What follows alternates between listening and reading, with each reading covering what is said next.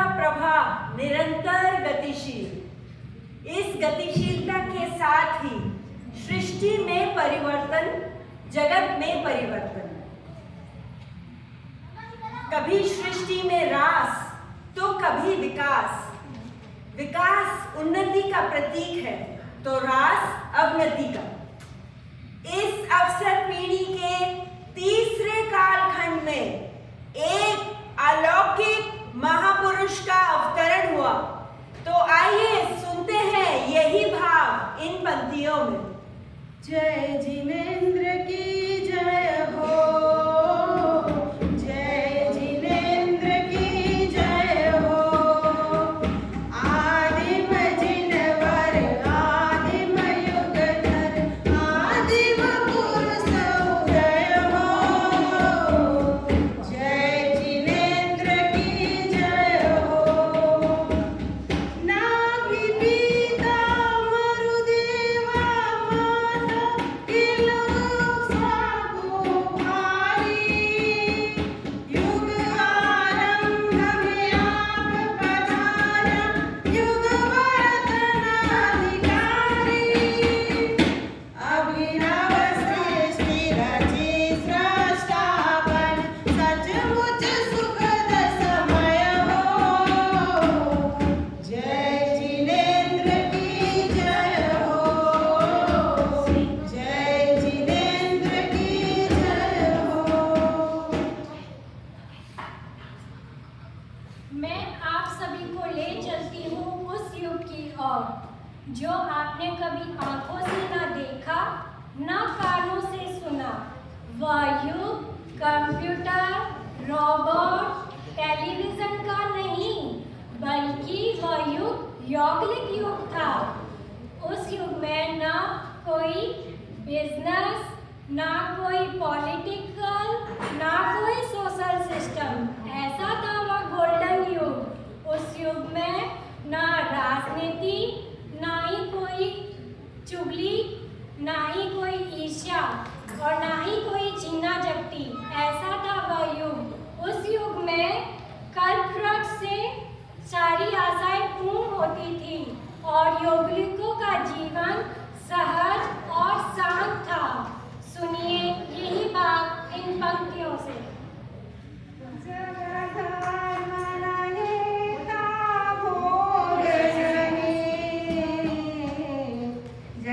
कर्म नहीं था योग नहीं, उस युग में योगी बन आए। आदि स्वर के हम गुण गाए, प्राण प्राण में तुम्हारा नाम रम जाए। आदि स्वर के हम गुण गाए, आदि स्वर के हम गुण गाए। युग ने करवट ली। युगलिक योग समाप्ति के ओर धीरे धीरे समस्या को दौर प्रारंभ हो गया। खौफ वृक्ष से खाने की पूर्ति कम, एक दूसरे में लड़ाई झगड़ा होने लगा। एक दूसरे में लड़ाई झगड़ा होने लगा। अपराध को कैसे खत्म किया जाए, सबसे मन में एक विचार, एक चिंतन।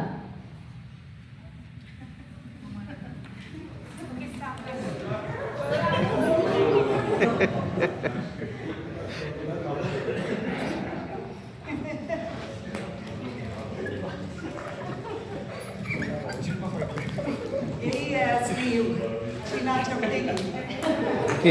मिनी रशिया यूक्रेन होने के पीछे यही कारण है। जहां समस्या वहां समाधान। मुझे लगता है ऋषभ का अवतरण नई दिशा के उद्घाटन के लिए हुआ था। मुझे लगता है ऋषभ के अवतरण का अर्थ है समाज व्यवस्था का अवतरण। ऋषभ के अवतरण का अर्थ है विज्ञान, विद्या, शिल्प का अवतरण। ऋषभ के वे दिन नित्य नई समस्याओं को सुलझाने के दिन थे। प्रतिदिन नई समस्या आती और प्रतिदिन उसका समाधान खोजा जाता। अनाज को कैसे उगाना, कैसे पकाना और कैसे खाना आदि छोटी छोटी समस्याओं को लेकर लोग ऋषभ के पास आते और समाधान पाकर खुशी से झूम उठते। ऋषभ ने समस्याओं का समाधान करने हेतु असी, मसी और कृषि का प्रवर्तन किया। वही प्रवर्तन सुनिए इन पंक्तियों में। आका तीज की सुनो कहानी, ये है बड़ी महान, करती है यह जन कल्याण, करती है यह जन कल्याण। कल्प वृक्ष के काल में सब कुछ, कर्म बिना ही मिल जाता था। पर जब कर्म काल आया तो लोगों को कुछ न आता था। आदिनाथ ने हंसी हंसी कृषि का देकर ज्ञान किया, मानवता का कल्याण किया, मानवता का कल्याण।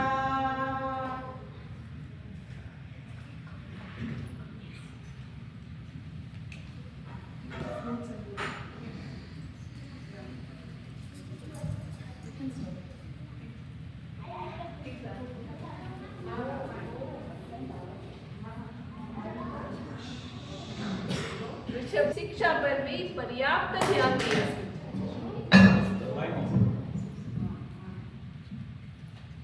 ऋषभ देव ने शिक्षा पर भी पर्याप्त ध्यान दिया।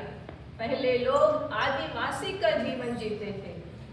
ऋषभ देव ने अपने पुत्र पुत्रियों और नगरजनों को पढ़ाया, लिखाया, कैलकुलेटर से नहीं, कंप्यूटर से भी नहीं, गूगल से भी नहीं, चैट जीपीटी से भी नहीं और इंग्लिश मीडियम भी नहीं।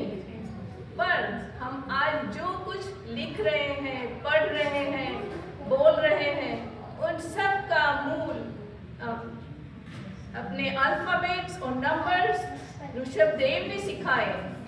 पुत्री ब्राह्मी को 18 लिपियां सिखाई। ये नमोकार मंत्र ब्राह्मी लिपि में लिखा हुआ है। पुत्री सुंदरी को उन्होंने गणित विद्या सिखाई। पुत्र भरत को 72 कलाएं सिखाई। पुत्र बाहुबली को प्राणी विज्ञान सिखाया। वहीं से शिक्षा का दौर प्रारंभ हुआ। तो सुनिए यही भाव इन पंक्तियों। आदिनाथ आदि जिनवर शिक्षा पाठ पढ़ाया है। आदिनाथ आदि जिनवर शिक्षा पाठ पढ़ाया है। ब्राह्मी भरत सुंदरी को, ब्राह्मी भरत सुंदरी को कला लिपि सिखाया है। प्राणी विज्ञान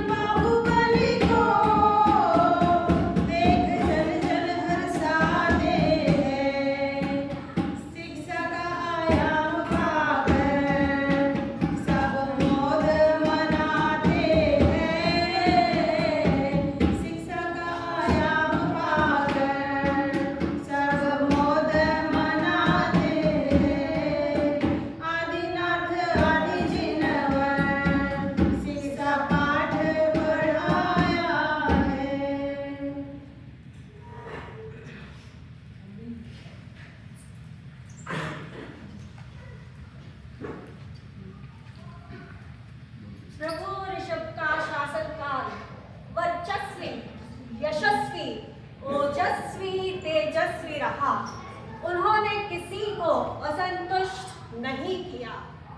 उन्होंने उनका शासनकाल एक स्वर्णिम युग था जिसमें ना कोई राजा चार्ल्स किंग, राइट, हाँ, ना ही कोई रंक था, ना ही कोई अमीर अदानी अंबानी था।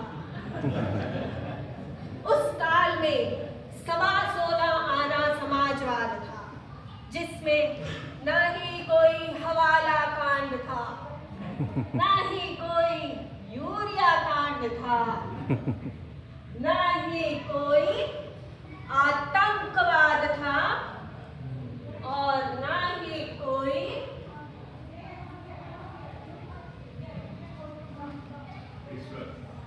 भ्रष्टाचार था। वह एक ऐसा राम राज्य था जिसमें सारी प्रजा अपना सुखमय जीवन जी रही थी। सुनिए यही भाव इन पंक्तियों में। राम राज्य मीरा स्वर्णिम युग किया, शासन प्यारा एक ऋषभ ही सबके सहारा, न्याय नीति से सब काम करते, आमिर गरीब की रेखा हरते, प्रभु को वंदन करे जग में मीर हरे, पुण्य हमारा एक ऋषभ ही सबके सहारा, राम राज्य मीरा स्वर्णिम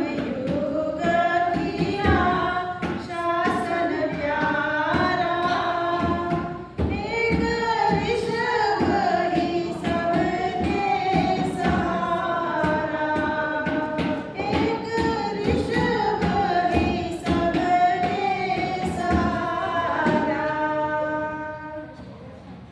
ऋषभ के जीवन में अद्भुत परिवर्तन, मन में एक भावना जागी। मैंने समाज का निर्माण किया, समाज की व्यवस्थाएं की, राज्य की स्थापना की, राज्य का संचालन किया, सब कुछ किया, फिर भी मन में अधूरापन का एहसास। ऋषभ ने आत्ममंथन शुरू कर दिया। अगर पदार्थ विकास के साथ त्याग विकास नहीं होता तो यह विकास अधूरा है। ऋषभ ने एक मार्ग पर जाने का निश्चय किया, मन में एक संकल्प लिया, त्यागमय जीवन जीने का। ऋषभ ने यही संकल्प मन में रख के जंगल की ओर प्रस्थान किया। उनके पीछे पीछे 4000 फौजी ने भी जंगल की ओर प्रस्थान किया और सब ने ऋषभ के साथ त्यागमय जीवन और मुनि जीवन जीने का संकल्प लिया। तो सुनिए यही भावना इन पंक्तियों में। आँखा तिजकी सुनो कहानी, ये है बड़ी महान, करती है यह जन कल्याण, करती है यह जन कल्याण। राजमहल के सुख को छोड़ा,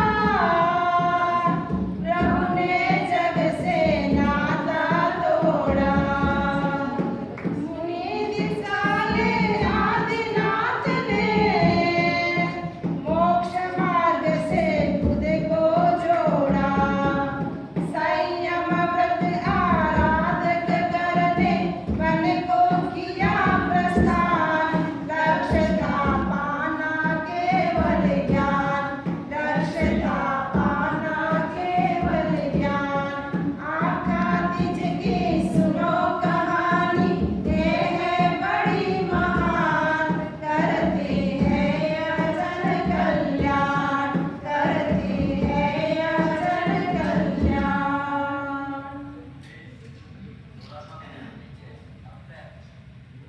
भिक्षा स्वीकार के साथ प्रभु ने मौन व्रत का धारण किया।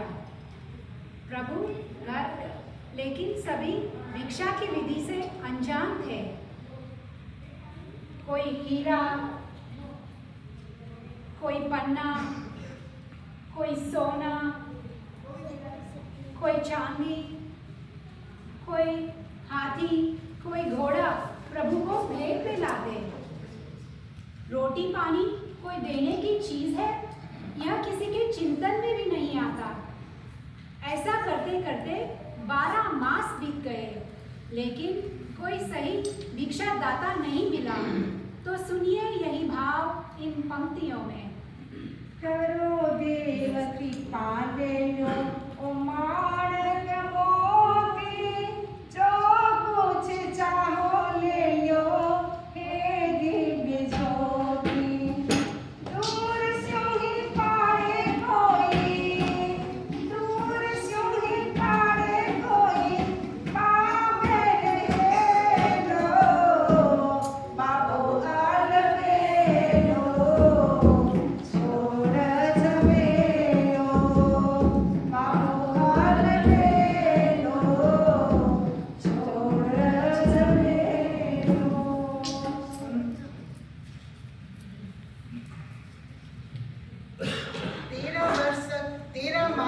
भिक्षा ना मिलने के पीछे एक बहुत बड़ा कारण था।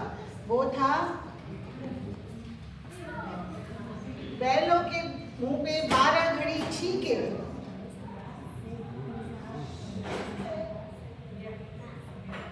के बाद 13 महीने तक भिक्षा न मिलने का एक बहुत महत्वपूर्ण कारण था। वो था बैलों के मुंह में 12 घड़ी तक छींके। कर्म की गति बहुत न्यारी है, तीर्थंकर को भी उसको भुगतना पड़ता है। 13 मास बीत चुके, अंतराय करण क्षीण हुआ। वैशाख शुक्ल तीज का पावन दिन था। श्रेयांस के द्वारा उनको एक सुखद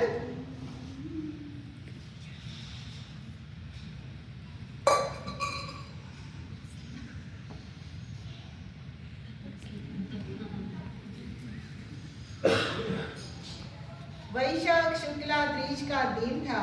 श्रेयांस के द्वारा एक सुखद स्वप्न का दर्शन। मेरु पर्वत को अपने हाथों से सिंचन। सूर्योदय होते ही प्रभु बाबा श्रेयांस के घर पधारे।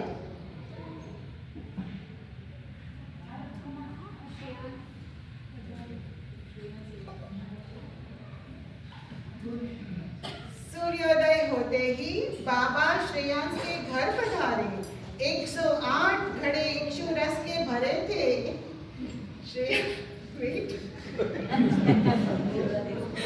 108 घड़े इक्षु रस के भरे थे। श्रेयांस ने बाबा से निवेदन किया, मुझे प्रथम दान देने का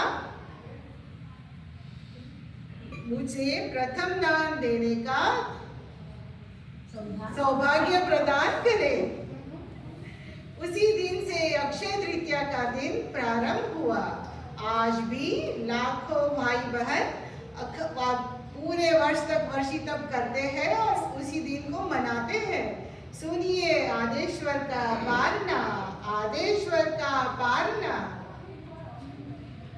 आदिनाथ का पारना मिलकर आज मनाते हैं। आदिनाथ का पारना मिलकर आज मनाते हैं।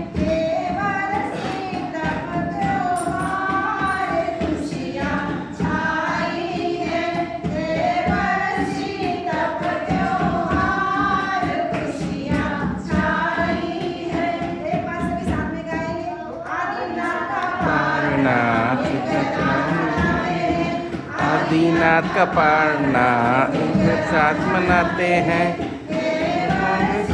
सबका सार है हर्षी तप त्योहार, खुशियाँ छाई है। घर घर घूमते घूमते हस्तिनापुर पधारे।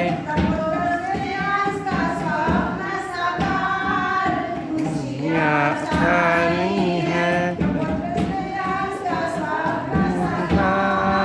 खुशियाँ छाई है।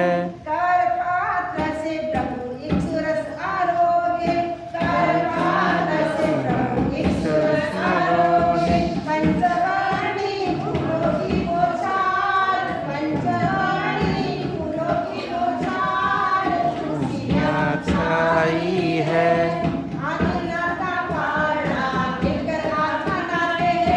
आदिनाथ का पारना मिलकर आज मनाते हैं। देवर सीता पर त्योहार, खुशियाँ छाई है।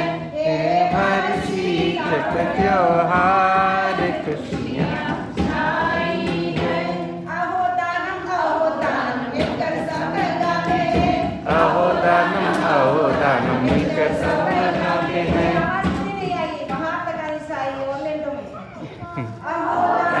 अहो दानम मिलकर साथ गाए हैं। अहो दानम मिलकर सब गाते हैं। हार पार